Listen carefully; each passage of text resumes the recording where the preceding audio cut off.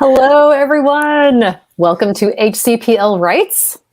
I'm Jackie Blackwell. I am the young adult librarian at the Spring Branch Memorial Branch of the Harris County Public Library. And I am Casey Kogan. I am a library service specialist over at the Catherine Tyre branch at Bear Creek, and I'm so happy to be here. Yay! So I always feel kind of like an imposter whenever I'm the host for these HCPL Writes, because I'm not really a writer in any kind of traditional sense. I mostly journal. I used to have a blog, and I do blog posts, which were basically journal entries that got put on the internet. But writing is very important to me.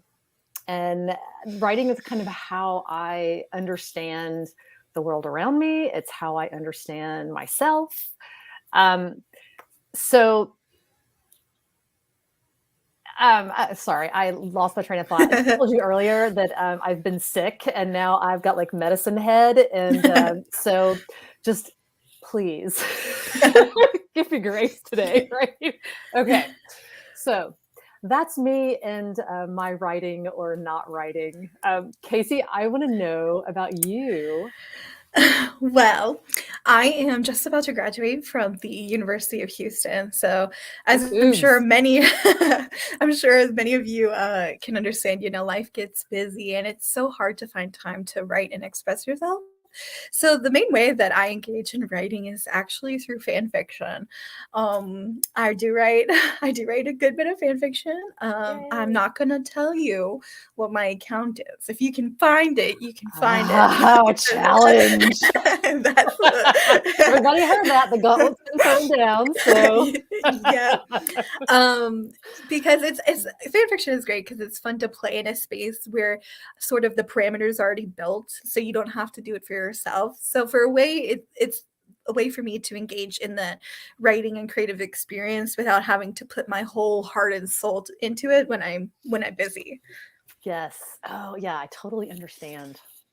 So sometimes when I sit down with my notebook and my pen, because I am that old school, I do actually have a pen and a notebook. But I'll sit down and the words just flow, right? Like I cannot get the words on the page as fast as they are rolling through my brain. And then other times I sit down and that poor little pen is just stationary. It's so still. It's like my brain is empty. There's nothing there. No words. And then all of a sudden you're, 30 minutes deep into a YouTube, hole. Right. Yeah. Like, what so here's my kind of take on this is that in reality, there are always words, but they get stopped up, right? Like a dam, right? You get the dam up the water, and then when it starts to run low, you release the floodgates, the water comes out, and it flows again, right? So we have to unstop and so the words can flow, right? So that's kind of the focus tonight. We're going to do some writing exercises, and the idea is tricks to get that water flowing. So what causes that, whether it's writer's block or just whatever? I mean, a million things, right? Oh, for me, it's trying to edit while I'm writing, just like going back, trying to fix. So that's me too, and that's kind of what we're gonna focus on tonight is that lovely inner editor, that little voice that like sits on your shoulder and tells you all those unhelpful things like, wow, that is terrible. Oh my God, is that even spelled right? Oh, don't let anyone see that. That makes you sound dumb, right? Like this is what our lovely inner editor tells us. And so we're going to use the writing exercises for tonight to basically outwrite him so that we're writing so he has no room to talk. So kind of the way we're going to do this is pen to paper or fingers to keyboard, whatever floats your boat, right? There's no judgment here. To do this, we are going to look to my favorite writer about writing, and that is Natalie Goldberg. And she kind of famously has 7 rules of writing. Number 1, keep your hand moving. So this is a lot harder than it sounds. So the rule is basically, pen has to keep moving. There is no pausing. If you feel pause, maybe you have to change subjects. Maybe you have to, whatever it is. And we're gonna talk about that, because I've got some tricks as part of our exercises for how that pen keeps moving and does not stop. That's going to be a challenge for me. Yes. Okay. So, and that also means you cannot correct grammar. You cannot respell a word. It is okay. You're just going to keep going. Okay. All right. Rule number 2, lose control. Your mind is in control. That little brain, it's there all day. It's in control. And even that little, that inner editor, really, sometimes he's helpful. Whether we like to admit it or not, sometimes he's helpful. In writing, not so much. But sometimes, yeah, but in that email to your boss, you do want to spell the words correctly, right? Okay. But for this kind of writing, we're going to lose control. So number 3, be specific. So it's not a green chair. It's a chair that's like the color of the sea after that storm on Ship Island, that time when you were 10 years old.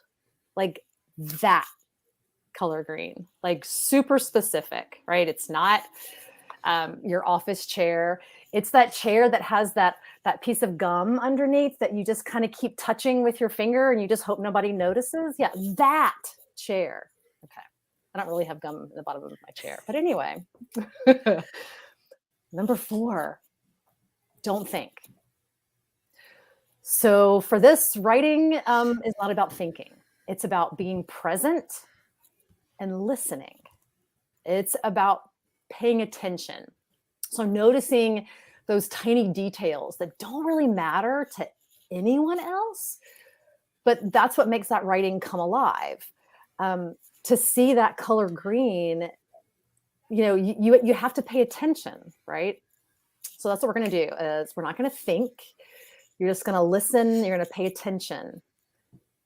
Number 5, don't worry about grammar, punctuation, or spelling at all. Number 6, you are free to write the worst junk in America. Let me say that again. You are free to write the worst junk in America. It's okay. First drafts are supposed to suck, right? And when you sit down for that first time with a pen and paper, it's going to suck, right? So, all right. Remember, so today we have joining us. Not if you're okay. So Marie, if you're listening and paying attention, you're not thinking about it. You're just going with what you see and what you hear.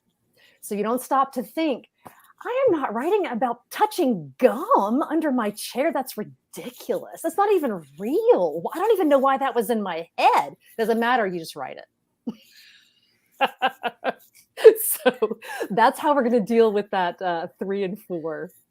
And actually today we have joining us author Marie Brennan. She is the author of the Memoirs of Lady Trent and also is one half of the writing duo M.A. Carrick, and you will be able to hear a little bit more about them in one of our upcoming sessions. So I'm so happy that Marie that you could be here and join us today. Wow. And anybody that quotes the Dread Pirate Roberts or describes the Dread Pirate Roberts and anything Princess Bride. Oh, yes. Come see us anytime, Marie. Okay. So our last rule Number 7 is go for the jugular. So if something scary comes up, you go for it. That's where the energy is. Otherwise, you kind of spend all your time writing around what makes you nervous. So just go for it. Does it make sense? Who cares? Go for it. If whatever pops into your kind of mind's eye and you start to write about it, it doesn't matter if it makes any sense. Because we're not going to think about it. We're just going to go, right? We're going to go for it. Lose control. Go for the jugular. Okay, so those are our 7 rules that we're going to keep in mind with the exercises as they come. But there's one more little aspect to this that oh my gosh, the other half of the writing duo is here, Alice Helms, who is the other half of M.A. Garrick. So thank you, Alice, for joining us as well. Yeah. Yes, the don't self-censor. It's so hard. Okay.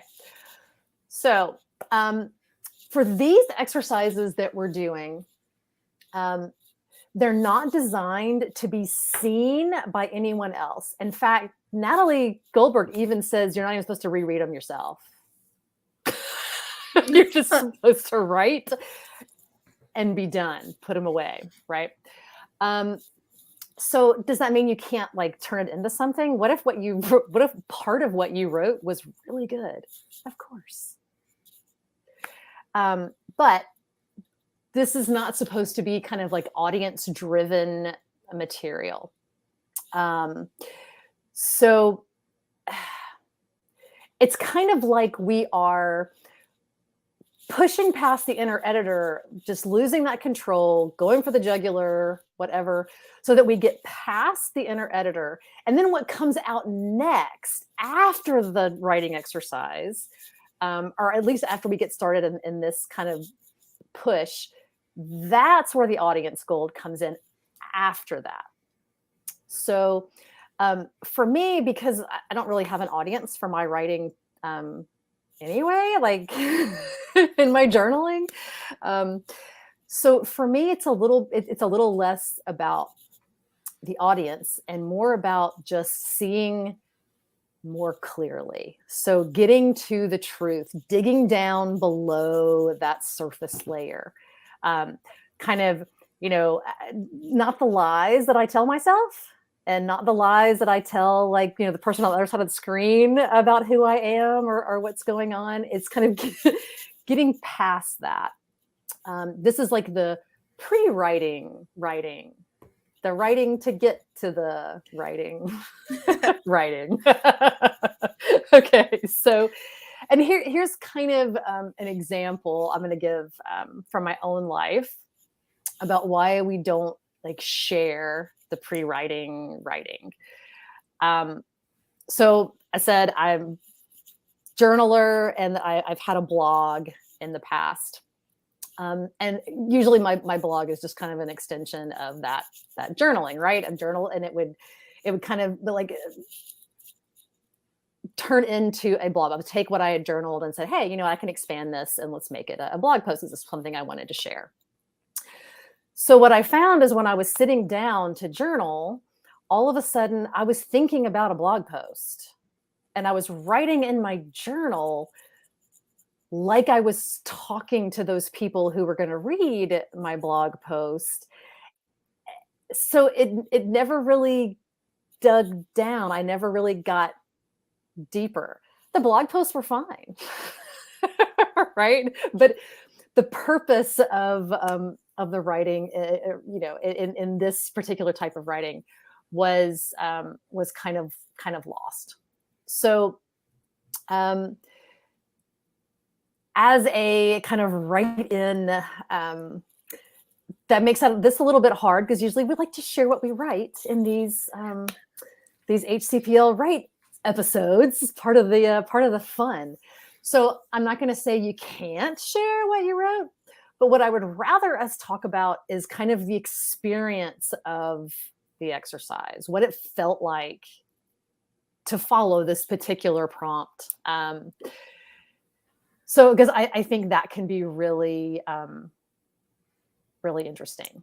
Now, Writing is a craft, and we're going to be honing it tonight. yes, yes. Okay, so let me just say that I'm gonna like if you're a fiction writer, these prompts do not have to be about yourself. Okay. So even though some of them kind of sound like they're personal, they don't have to be. They could be, from a character, or they can, they're jumping off places, right? So if it's a memory, it doesn't have to be your memory. It could be a character's memory or whatever. Maybe it's something that you just make up on the spot, right? I'm really hoping maybe Alice Marie will drop a hint about their upcoming final installment to the Rook and Rose series. Yes. See, you can use these exercises, get to the good writing, and then tell us what that is, right? Okay.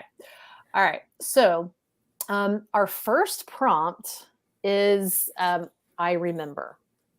All right. I'm going to expand on this a little bit, but this kind of holds true for all of the rest of them. So I don't have to say it a million times. We'll just get all my blathering out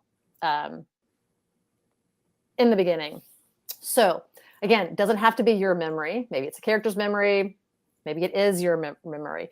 So remember, rule 1, your hand never stops moving. So if at any point there's a pause, you just write, I remember again.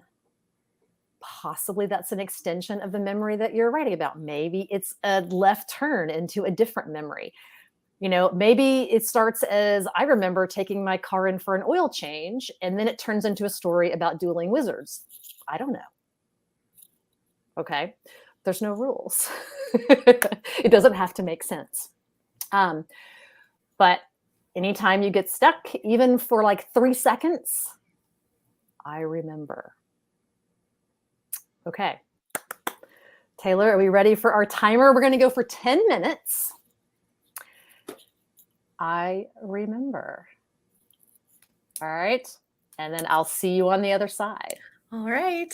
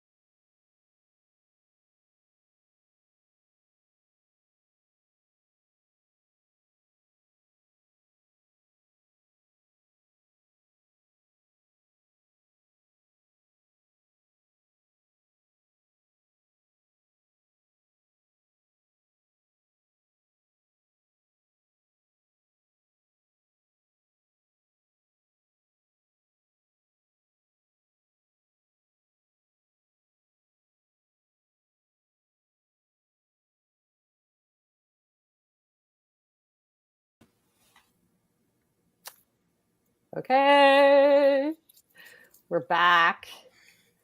How did that go?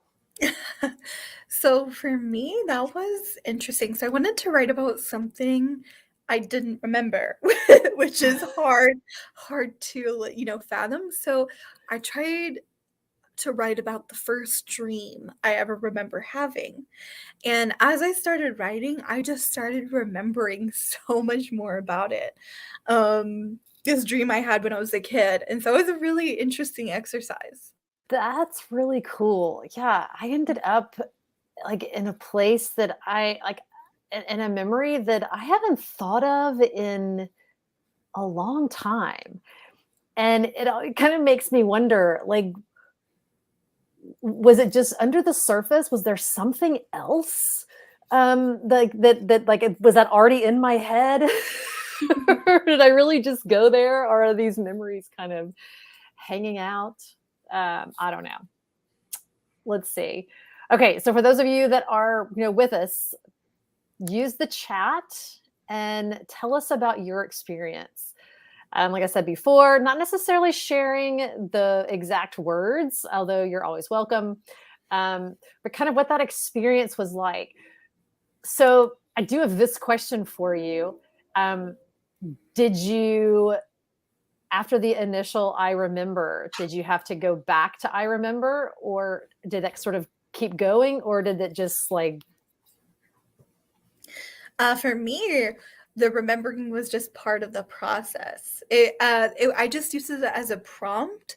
I Mhm. didn't necessarily include it in my writing. I was Oh, yeah, just yeah, yeah. trying to remember Yeah. something that I had forgotten, and it was really cool because it's kind of started to compound on itself. The more you remember, the more um, like the more it just kind of started to flow, breaking the dam, like kind of what you were talking about before. Yeah. Um, it looks like Rowan said that their hand hurts if they're out of practice. I know. I know. For those of us, the old school with the pen and the paper. Yeah. No, absolutely. Let's see. Great. Oh, that's yeah. Thanks for stopping in, Wyatt. We really do appreciate it. Yeah, and going to all that trouble. Let's see, Maddie. I had one I remember after the initial one because of a pause. Oh, yeah. Um, so did anyone have the experience, like, so if you're like, you start with the I remember and whatever it is that comes after that, um, if another I remember, if you have to kind of prompt yourself again, was it a continuation of what you started, or was it like a complete left turn, like you ran out and had to start again? Does that make sense? So like for me, actually, my brain, I was trying to remember this one specific dream, but it kind of unlocked the floodgates, and I started remembering a bunch of the dreams that I had had as a kid that were kind of weird. So I just had to like, tunnel vision myself. Like you can't get off topic. Too many words. But what about you? Like, how did you kind of go back to the It prompt? was, for whatever reason, I had a hard time getting started. It was like, I remember, and I would start one, and then it was like, it just wouldn't go anywhere. Okay, I remember, and then I would start another one. And then all of a sudden, it was like things kind of opened up. And yeah, like I um, go on, go on from there. Let's see. Taylor says, started writing and immediately went to what's right in front of me. I remember the days my daughter was young. Yeah, she says it's kind of like, this is my favorite. It's kind of like word vomit since I remember so much. Yes, I understand that feeling. Actually, some writing advice I got from Colson Whitehead, the Pulitzer Prize winning author, and Houston claims him. I mean, he went to the University of Houston, so he's Houstonian. We claim him here. But he said, to look at the most obvious thing or think about the most obvious thing that you could write about and then ignore it. Ugh. The elephant in the room. Ignore it. Completely ignore it and describe everything about it. Oh, that's funny. Okay. All right, let's see. Taylor, let's move to the next exercise. Okay. So this one is very similar in that it's that kind of pushing the pen forward. So anytime you pause and then once again, that's the only, like that can go all over the place. There's no rule for what that means. But whenever you are ready to give us that 10-minute timer, Taylor, and then we'll be ready to start. All right, we'll see you in a little bit. All right.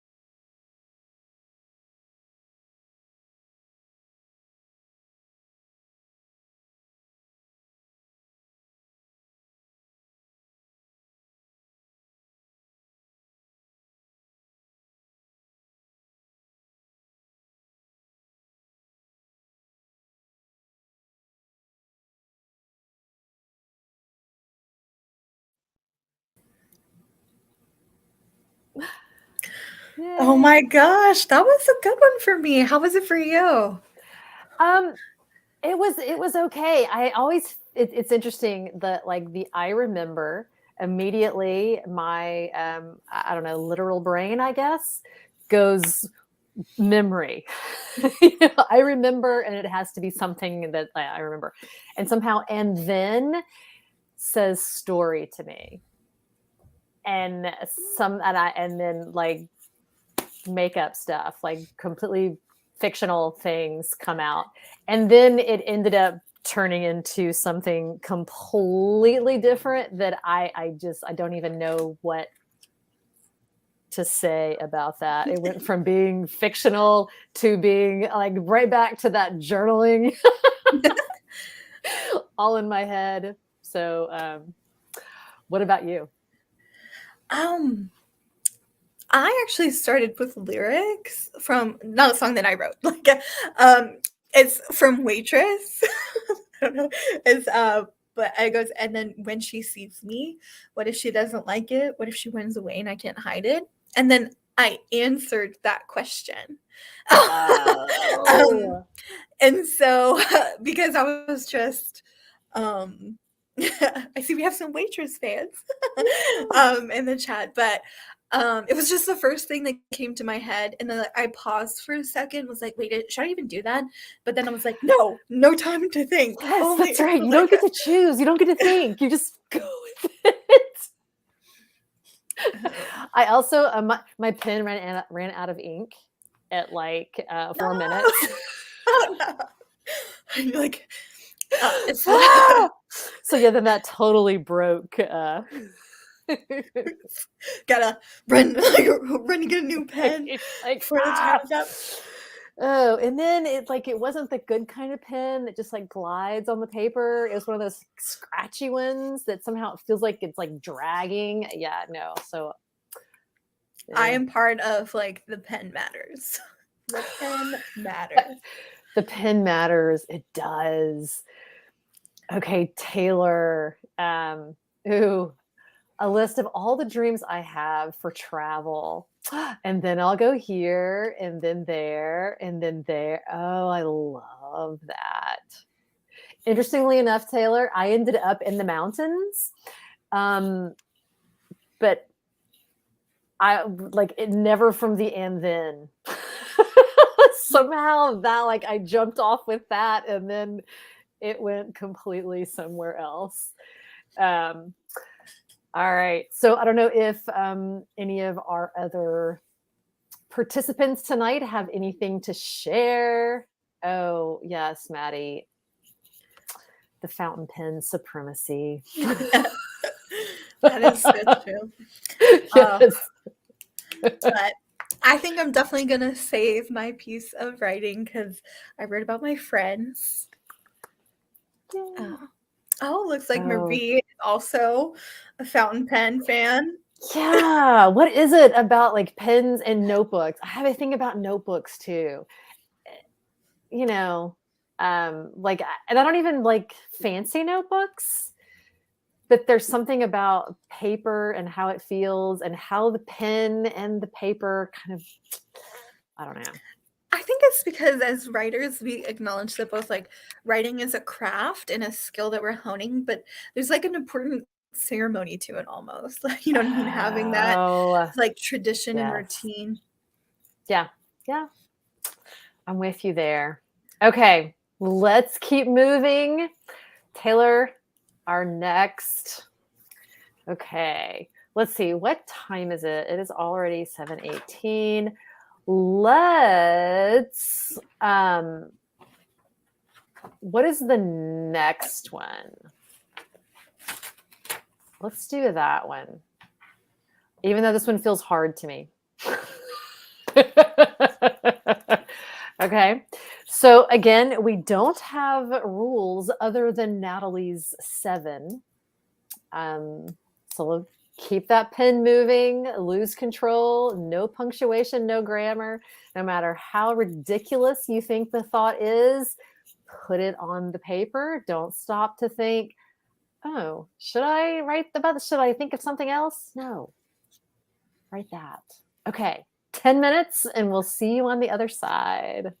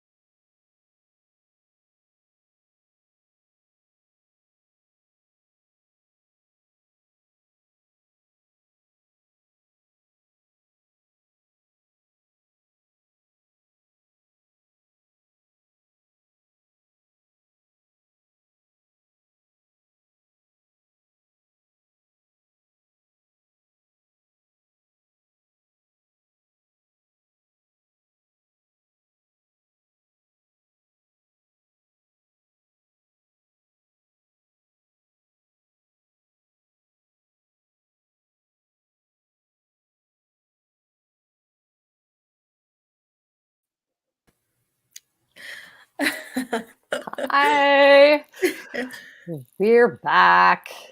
That was so fun. Was it? Yes, I had a good time with that one. Yay! Yeah, this one is I mean, we talked a little bit about color earlier in our beginning examples. And yeah, to me, color can be a good way to practice description, Mhm. you know? Um, What so color did you pick? um, I actually wrote about a couple of different colors. I started writing about blue because I was really angry at the color of the ink in my pen that I don't like. That will be closing in 30 minutes. And so I wrote about that, and then somehow it ended up turning into a completely different description of the cypress needles in my backyard. Um, but yeah, that's how it goes. I actually went back to my fan fiction roots for this one. Yeah. And I actually wrote some fan fiction from Alison Marie's novel series. It's Rook and Rose, and there's a character in the book that's actually a human spirit that's in the body of a spider, and his name is Alceus. And so I just kind of wanted to get into his head and kind of think about what it would be like. Because I remember from my Animal Planet days that some spiders can see in color, but it's just different. It's not like the full range of color. So Uh-huh. trying to get into like his head and like experience the world as like a human brain who's experienced all the colors of the world, but is now kind of in this narrow sort of. Yes. I feel like some of these writing exercises can be great ways to get into characters, to like get to know your characters, have them do the writing exercises Yeah. and what's in their brain. Oh, nice, Chloe. Yes. Black is always really good because there's so much you can say about black. Peacock Yes. So, spider. you know what, Marie? I had to force myself to, like, not Google it because, then I would go down the research rabbit hole. So I was just like, "We're gonna just pretend that we know what kind of spider Alceus is, and we're just gonna write like he can see some kinds of colors." Oh, Miss Musil will focus on blue. Yes. So what's really interesting linguistics classes at the University of Houston, and so Uh-huh. um, part of the classes was different cultures have different associations with color. Yes. It's so fascinating to me. I love how everyone wrote about black. And typically that is what I would write about because the black, I don't know. Oh, Black. Alce so Oh. Alceus can see in color. Oh. See, you were right. You do it. Um, All but right. yes, so like in Germany, in English, green is the color of envy, but in German, it's yellow. Oh, nice. Yeah, and I just like I know the saying green with envy or whatever, but that's just not what I think of with green. I think of like outside nature. I think of trees and um all of that. Okay, it is time to go. I cannot believe we're out of time. Although, so we don't have time for another prompt. Taylor, if you would find the prompt about the light through the window, is it not in there? Oh no. Okay, it must have not been in the that I sent you. Okay, so I couldn't have done it anyway. Well, that makes me sad. Okay. So there's this really cool um, prompt where you write about the quality of light coming in through a window. It doesn't matter if it's night. You're still going to write about the quality of light coming into a window. So we're going to assign it as homework, and we will see you Yes. all next time. So do it and then come back and comment on it, and we'll play with it. Yeah. So I really wanted to get to that one, but apparently I didn't even include it in the slide deck that I sent Taylor. So all right. It really is. We are over time, but it was so much fun. Casey, thank you for being with me. Thank you to all of our fellow writers, those who are here now, those who will watch us later. We're going to be back again next week. So April, we're here every week in April. And we'll be back again at the same time next week. And then in May, we'll go back to our once a month until July. But for the rest of April, keep tuning in. We have some really fun things planned. We've got several authors that are going to come and visit. We're really looking forward to that. So please join us again next week. Until then, happy writing. Thanks for stopping in, everybody. Bye. We'll see you again.